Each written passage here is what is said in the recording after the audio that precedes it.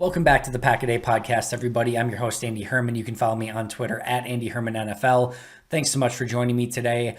We've got a lot to get into, so I want to get into it right away. I'm going to eventually talk about Rodgers' comments on retirement because I think there's a few interesting things that I at least want to get into a little bit. I've kind of said all season long, my focus is sort of on this season. It's going to be a crazy, chaotic offseason with the Rodgers drama, potential coaches going to other teams, whether it be Hackett or Stenovich or Getsy or others.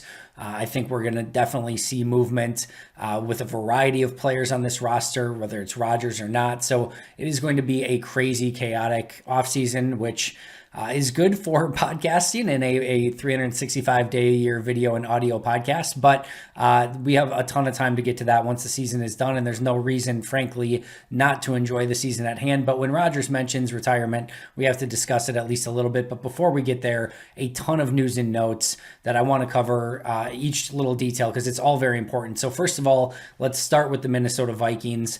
Dalvin Cook is back for the Vikings this week. They get him back off the COVID IR list, which is huge for them. However, Adam Thielen is out. He is having surgery, or at least he's out with, I believe, an ankle injury. I think he's having some sort of ankle surgery. But either way, he is out for this game and will be out for at least the next 3 weeks. There's an opportunity if Minnesota makes a deep playoff run somehow, some way, that they could get him back at the end of the playoff run. But as of right now, for what matters for Packer fans is that he is going to be out this week. And we remember just not much longer than a month ago how much trouble that the combo of Justin Jefferson and Adam Thielen gave Green Bay. So with no Thielen, should give Green Bay a little bit more of an opportunity to try to take Justin Jefferson out of the game without having to worry about a receiver like Thielen on the other side. That doesn't necessarily mean that Minnesota's not dangerous with Jefferson and Cook. They absolutely are. But it definitely gives Green Bay a little bit more opportunity to focus in and hone in on Justin Jefferson that much more, which hopefully should be a win for Green Bay. Of course, we couldn't get through a day without more additions to the COVID-19 IR list. Green Bay added 4 players and a practice squad player to the list. The 4 active roster players that were added were punter Corey Bojorquez, safety Henry Black, tight end Tyler Davis, and defensive lineman Kingsley Keke. That in addition to all the other players that are currently on the list, including Tipa Naliai, Ty Summers, Oren Burks, Amari Rodgers, Kevin King, Shamar Jean-Charles, Mercedes Lewis, Ben Braden, RJ McIntosh, Ladarius Hamilton, and Chauncey Rivers. That is a big chunk of Packers players that are currently on the COVID-19 IR list. Now, some of those players are on IR and whatnot, RJ McIntosh's practice squad, etc. But still a big chunk of players on that list, and certainly players that could affect Green Bay going into this game against Minnesota. Now, that being said, we don't know for sure that any of these players are guaranteed to be out. What I mean by that is any player that tested positive Tuesday or before theoretically could come back prior to the game. Now, of the 4 players that were announced on Wednesday, Bojorquez, Black, Davis, and Keke, it's been reported that Bojorquez tested negative on Tuesday. Of the other 3, it sounds like there were some players on that list that did test on Tuesday, some tested on Wednesday. From what I have seen, I have not seen any more clarity on that. But anyone that tested positive on Wednesday will be out for that game. Anyone that tested positive Tuesday could theoretically come back. So out of Henry Black, Tyler Davis, and Kingsley Keke, there's probably at least a couple of those players at minimum that are not going to be back. Everyone else, Bojorquez and all the other players, Tipa, Burks, Amari, Kevin King, SJC, Mercedes Lewis, Ben Braden, RJ McIntosh, all of them could theoretically be back in time for Sunday, but only time will tell, and we simply don't know all of the details at this point. And of course, they're going to have to clear protocols, even with the new protocols, to get back in time. So all of that will be determined in the next handful of days. Now, on a good news standpoint, MVS was taken off the COVID list. He will go through a ramp-up period. and then hopefully be able to play on Sunday. But his return and just basically him being taken off that list is a great sign for Green Bay that they could get back one of their key playmakers. Now, the transactions and the movement didn't end there. Green Bay added 4 players to the practice squad. Aaron Adoye, linebacker, Adrian Ely, an offensive tackle, Jason Stanley, a corner, and then Kareth White, a running back. White was on the practice squad earlier this season. And then, of course, Jason Stanley, who they just signed to the practice squad, immediately goes on the practice squad IR. So they sign him, get him in the building, test him. He tests positive. So he goes from the practice squad to the practice squad COVID IR list because, of course, you just can't even catch a break when you add a new player to the team. And then, oh yeah, by the way, another big name activated as well. Jaire Alexander was activated and moved to the 53-man roster. Now, as everyone on Twitter seemed to want to remind myself and everyone else, but I'll say it anyway, you probably know this already, that does not mean that Jaire Alexander is ready to play this week. In fact, it likely means it's going to take some time still, and he probably does not play this week. Matt LaFleur echoed that in his press conference, saying that there's going to be still a ramp-up period for Jaire Alexander. He was officially listed as limited in practice, but just because he was activated does not mean he will play. He was required to be activated by Wednesday, or they would not have been able to activate him at any time for the remainder of the season. So it was important that they did so. It was nothing but procedural at this point, and everything is sort of status quo with still waiting to see if and when Jaire Alexander will return. He seems to be trending in the right direction. It seems like they will, in fact, get him back at some point, but when that date is, when that game is yet to be determined. And again, at this point, still fairly unlikely to be this week, although maybe not impossible.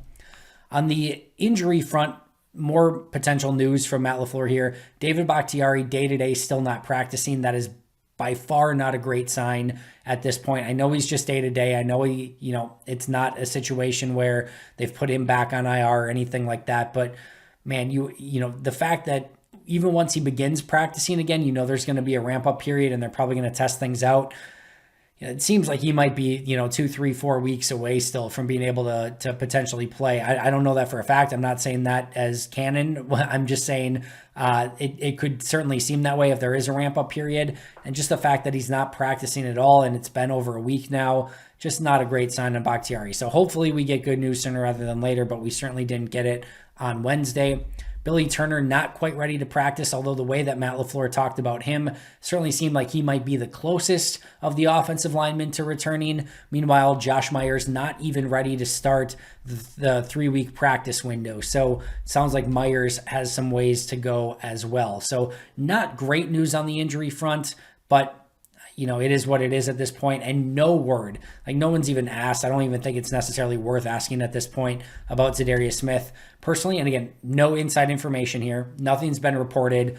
I'd be pretty darn surprised at this point if Z ends up playing again this season. The whole thing has seemed off. It's very reminiscent of sort of, I don't want to bring up Stephon Tuitt here because Tuitt, I know, has had some personal issues as well with his brother dying and things like that. So certainly not apples to apples. But if you followed the Stephon Tuitt situation, they've also had, this injury / personal issue. And it's just been sort of this, interesting dynamic where no one quite knows the exact reason he's not playing, but he's not probably going to play the remainder of the season.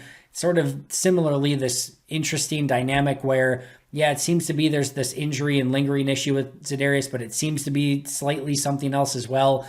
It's just been really odd, and I would be surprised at this point if we see Z back, or at least maybe a better way to put it is I'm not holding my breath that we're going to see him again. So we'll see what happens there, but no news on Z either. In addition, Tyler Lancaster didn't practice, which isn't great when you're already missing, when Kingsley Kiki's on the COVID list and so on and so forth. So that's not great. Aaron Rodgers, Billy Turner, and David Bakhtiari also listed as did not practice. Those 3 much less surprising. Dominique Daphne, Aaron Jones, and Jaire Alexander were all limited in practice.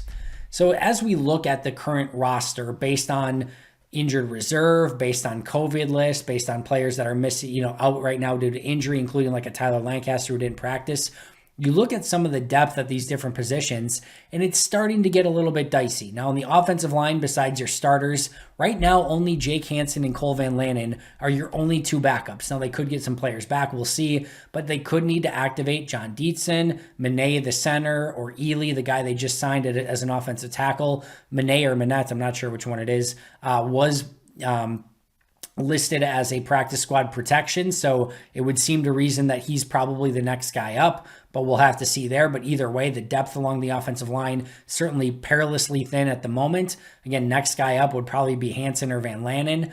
At tight end right now, only DeGuara and Daphne. Those are the only two who might play this week. You could see a Bronson Kafusi signing up from the practice squad. Defensive line right now, the only four that are healthy and practicing and playing: Kenny Clark, Dean Lowry, Slayton, and Heflin. You could see again an Abdullah Anderson activated there. At the edge, only Preston, Rashawn Gary, and Jonathan Garvin. Could see the newest signee, Aaron Adeoye, activated there as an additional edge rusher, but they're perilously thin there as well. At inside linebacker, Devondre Campbell, Chris Barnes, Isaiah McDuffie, the only three that are healthy right now. Kalambayi or Wilborn could be added from the practice squad.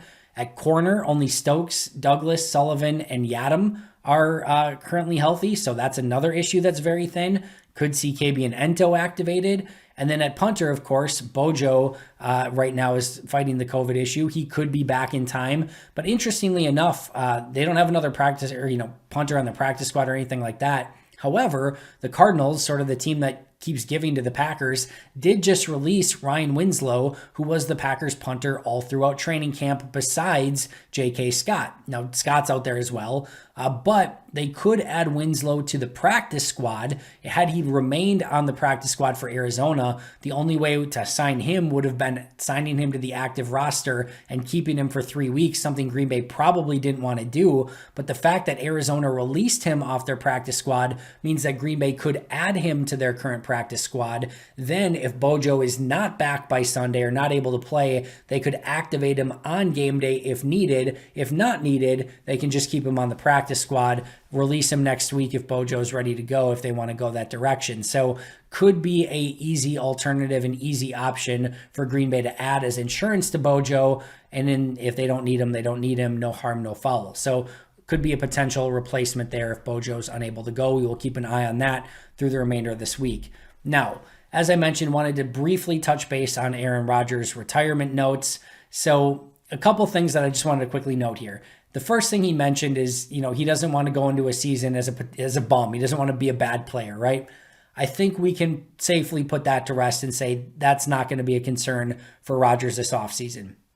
Even with a bum toe, even with a variety of off-the-field things going on, even with fighting COVID this season, he's going to likely be the MVP of this league. So there is no question that he can still play at a high level, and he's obviously going to be able to follow a Tom Brady blueprint to some extent and see like, okay, there's a avenue here to play well into your 40s and still play at a high level as Tom Brady is continuing to do right now. So I think we can take his comments there and say, all right, that's not going to be a factor for him. It's not like he's going to think like he's going to become a bum all of a sudden, and that's going to be an issue. So I think we can take that one off the table. Now, we have heard Aaron Rodgers say on numerous occasions that he loves the guys on this team. He mentioned that this has been his favorite year of football.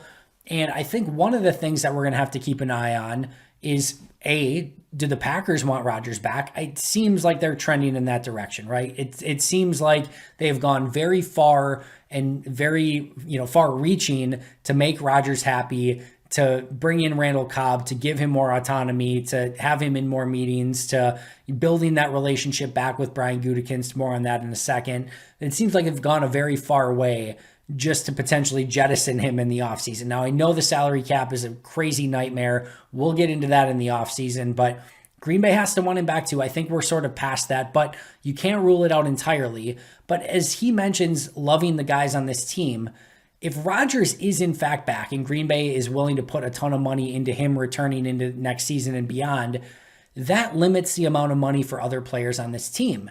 And what if Mercedes Lewis retires? They can't afford Devontae Adams. Randall Cobb is gone because they can't afford to bring him back at his current salary. they lose guys like Adrian Amos and Zadarius Smith and so on and so forth. Does he still have the bond with the players currently on this team? David Bakhtiari would still be there, unquestionably. Allen Lazard should still be there. Aaron Jones. There's still a lot of people that I'm sure he's very connected with.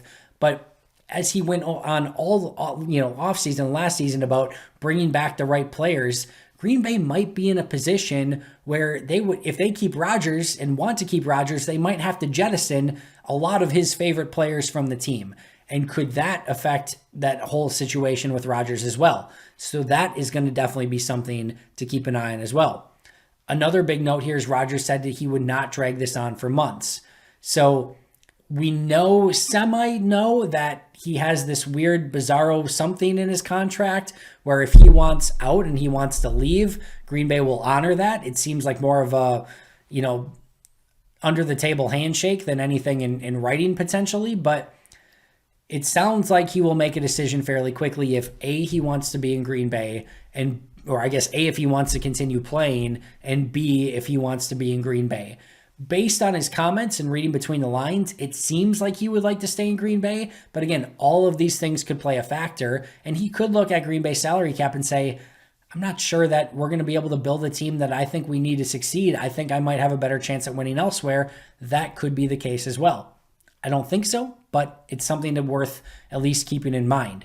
He also mentioned the relationship with Gutekunst and that it seems to legitimately be doing better, which has seemingly been the case. We've seen practice photos and videos of them chatting it up and goofing around and smiling and laughing. It seems like that relationship has improved leaps and bounds. From a Rodgers standpoint, it sounds like the organization has sort of met his needs. It sounds like the relationship with Gutekunst and the front office is much better than it was in the offseason. They've brought in a Randall Cobb. They've added him to additional meetings. And it seems like he loves his coaches, his teammates, the city, the franchise. So everything sort of seems to be wrapped up in that regards. But I wouldn't rule anything out. As I've said all along, I still think this journey is going to take a few more bends before we get to the final destination. But I think it's worth noting that his relationship with Goot seems to be in a much better place. And then again, as I mentioned before, the last thing here is it's important to remember that the Packers have a voice in this too. And oh, by the way, the decision on Jordan Love and what they want to do with him long-term is certainly looming as well. So it is going to be some form of drama-filled offseason in some capacity, even if in the very first week of the offseason, they figure out that Rodgers wants to be back. They sign him to an extension, give him a ton of money, and that's all put away in like the first week. Everything else that's still to follow that is still going to be some level of craziness and drama and how they build out the rest of the roster, who's gone, what happens with Jordan Love, and so on and so forth. So it should be a fun, wild, crazy, emotional, etc. offseason. But as I mentioned at the onset of this podcast, we have an amazingly fun season to conclude first before we get to that point. So all fun things to discuss and go into down the line. But for now, enjoy the season. It's coming to a close. It's already insanely far into the year, which seems crazy that there's only 2 regular season weeks left and then a playoff push. It'll be gone before you know it, so enjoy it while you can. And you never know when you might be seeing Rodgers or Adams or Amos or Zadarius or who knows who else play their last game as a Green Bay Packer. Because I guarantee you, no matter what, there's going to be a handful of guys that, at minimum, that are some of your probably favorite Packers that will not be back in Green Bay in some capacity next season. That's just the way it is almost every season, but that's definitely going to be the case this season. So enjoy this run, enjoy this ride, enjoy this team. It's a fun team. It's a fun franchise, and it's going to make for a lot of fun off-season discussion as well. But until then, and as always, as I leave you with every single day, enjoy it and go Pack Go.